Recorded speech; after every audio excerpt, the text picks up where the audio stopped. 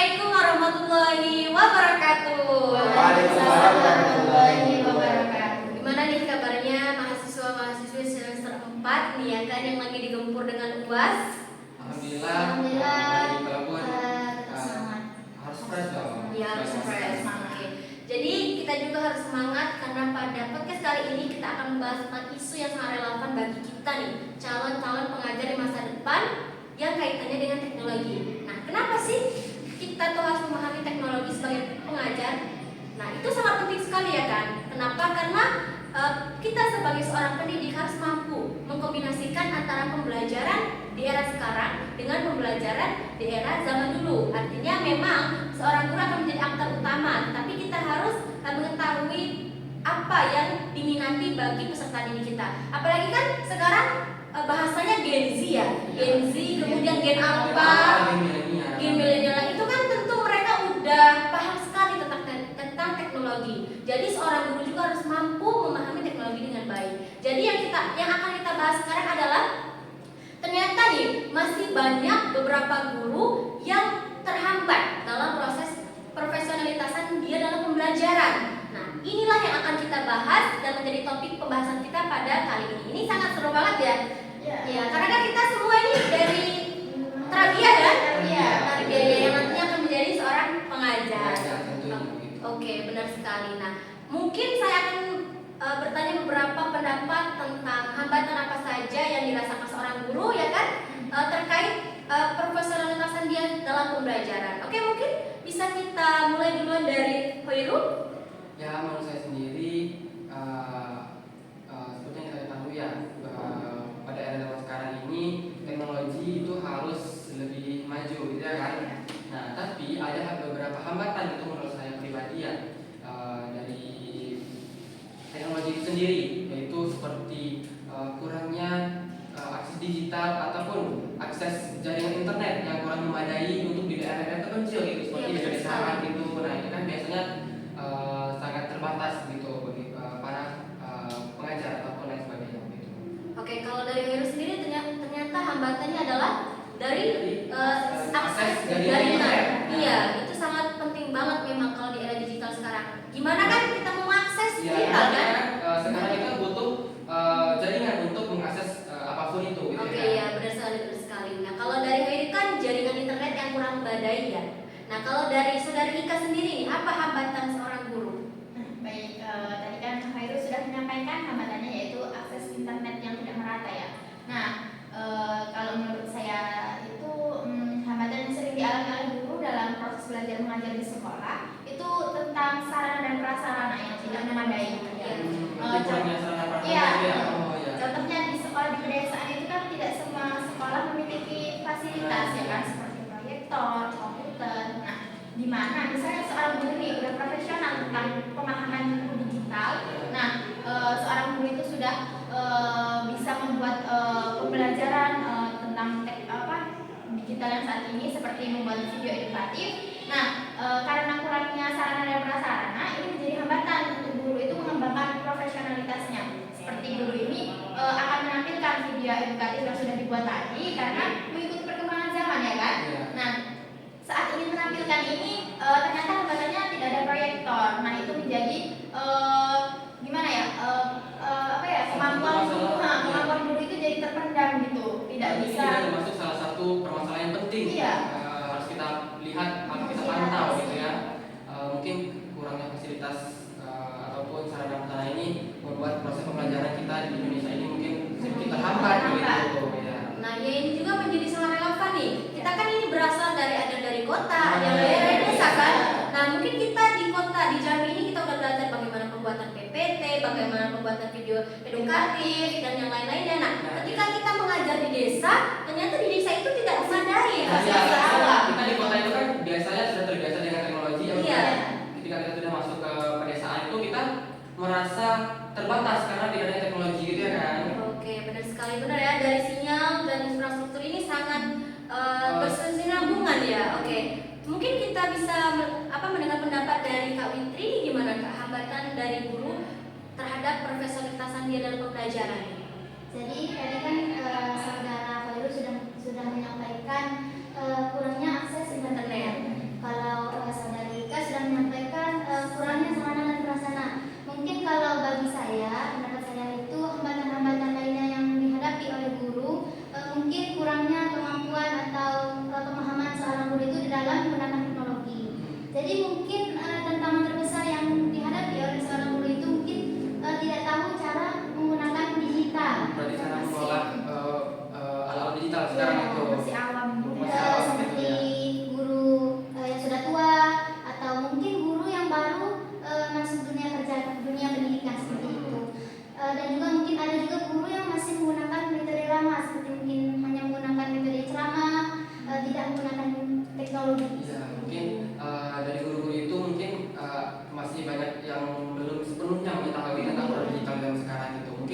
guru itu atau masih baru banget terjun ke dunia pendidikan gitu, terus tiba-tiba langsung disuruh mengajar gitu, mungkin kan langsung terjun ke dunia pendidikan, terus dia masih belum menguasai sepenuhnya. Nah, jadi itu juga termasuk hambatan bagi kita.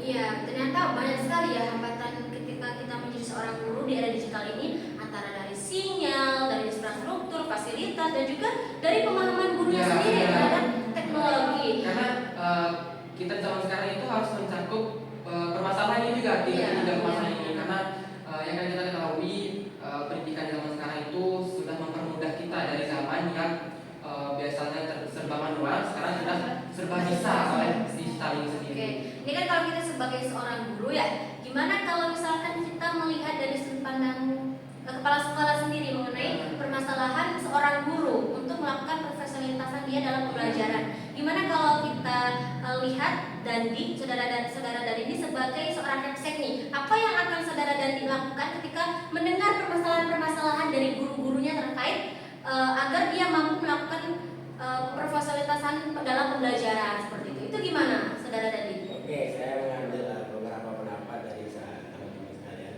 Ibu, Putri Rika, terkait akses jaringan, fasilitas, dan pendidik yang kurang kompeten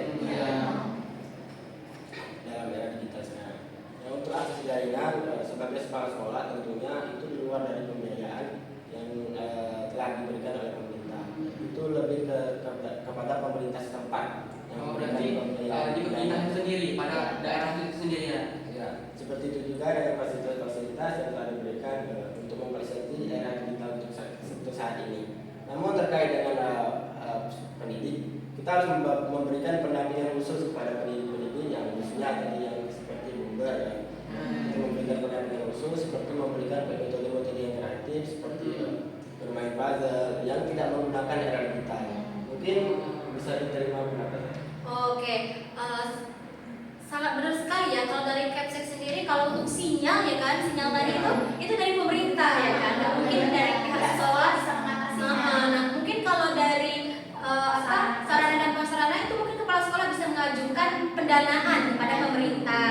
Nah, kalau dari kurang pemahaman seorang guru terhadap teknologi, mungkin kepala sekolah bisa memberikan fasilitas pembinaan, pelatihan terhadap seminar terhadap teknologi ya seperti itu. Untuk memperkenalkan teknologi-teknologi itu kepada guru yang masih Awam. awam gitu ya. Oke. Nah, jadi ternyata isu ini masih hangat sekali ya kita bahas ya. Ya sangat cocok banget nih kita bahas, apalagi kan ya kita di dunia sekarang kan fokusnya ke pendidikan. Iya, ya. iya. Pendidikan tentang teknologi gitu kan. Oke. Informasi ataupun lain sebagainya gitu. Oke, mungkin kita bisa melakukan podcast untuk isu-isu yang lainnya ya kan, yang lagi hangat-hangat dibahas. Nah, mungkin di podcast kali ini sudah benar-benar bagus sekali nih jawaban dari narasumber kita terkait apa saja hambatan seorang guru dalam melakukan profesionalitasan dalam pembelajaran, baik itu dari sudut pandang guru dan juga dari sudut pandang kepala sekolah. Mungkin setelah ini kita membahas tentang solusi ya kan, solusi apa yang Dari masing-masing dari masalah ini.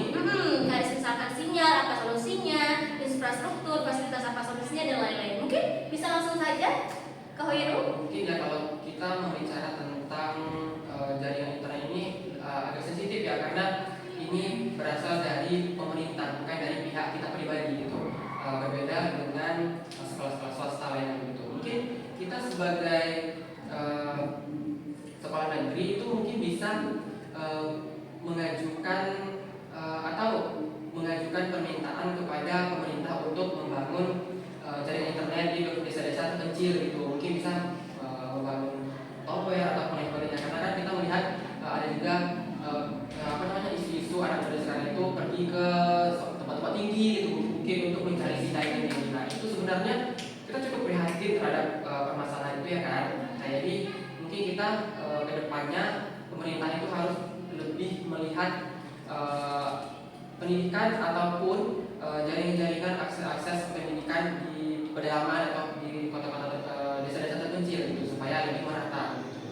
Berarti lebih ke perhatian pemerintah terhadap pemerataan sinyal di desa-desa. Karena kita tidak bisa Mengatasinya sendiri. kita tidak bisa mengendalikan permasalahan itu dengan sendirinya, karena ini masalah yang besar ya. besar ya, sama-sama kita itu memperbaikinya.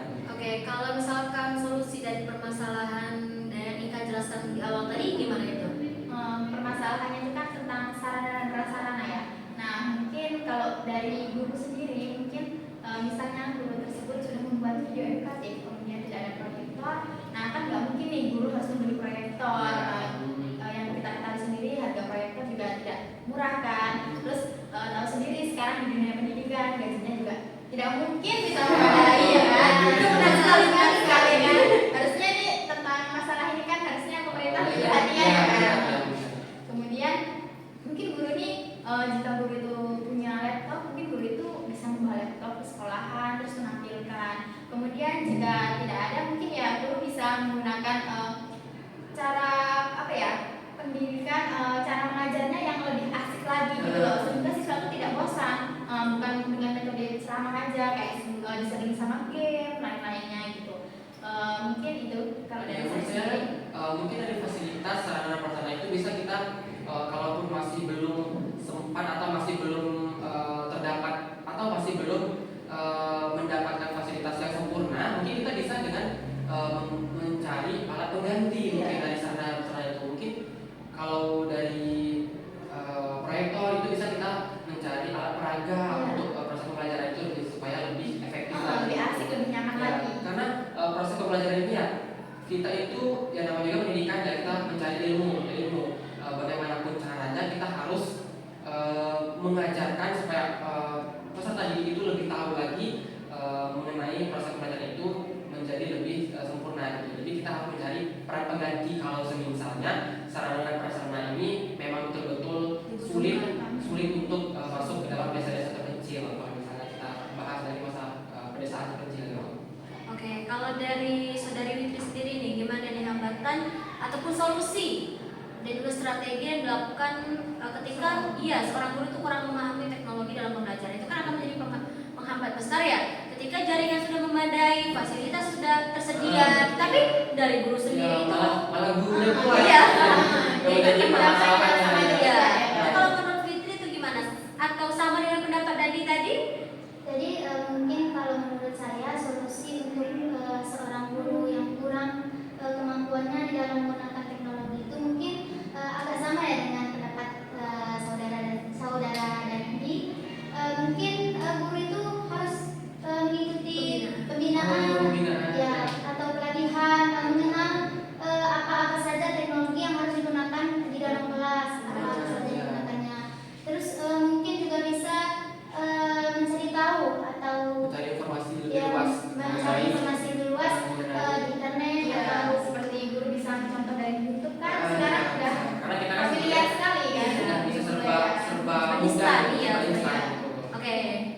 supaya pembelajarannya itu tidak bosan Tetap berjalan. berjalan juga. Nah, kalau dari saudara dan ini sebagai capsite gitu kan, melihat Tinjau dari kepala sekolah. iya, kalau dari kepala sekolah melihat solusi seperti ini itu gimana, efektif atau tidak gitu dalam mengatasi ketika tidak adanya penyelesaian yang awal tadi kan harus pemerintah dan lain-lain seperti itu.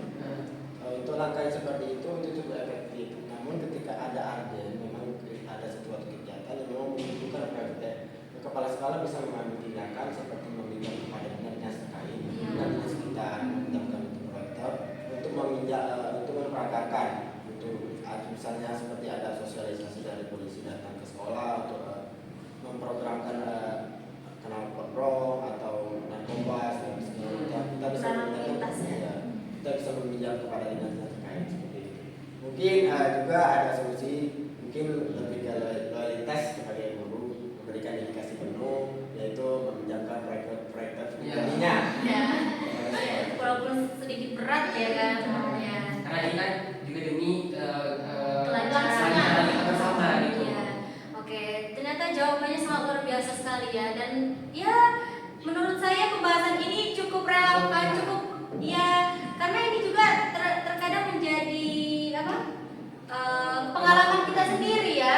Kita melihat di sekolah kita dulu ataupun di era zaman sekarang. Nah, mungkin selanjutnya kita mungkin bisa membahas tentang topik-topik yang lain ya kan? Ya. Karena karena topik yang kali ini sudah selesai kita bahas dan sangat luar biasa sekali. Tepuk tangan bagi kita semua. Oke, saya mengucapkan terima kasih banyak kepada teman-teman yang sudah hadir di podcast ini. Baik, mungkin ini saja yang dapat kita berikan sebagai topik ini. Sebagai diskusi kita Sebagai diskusi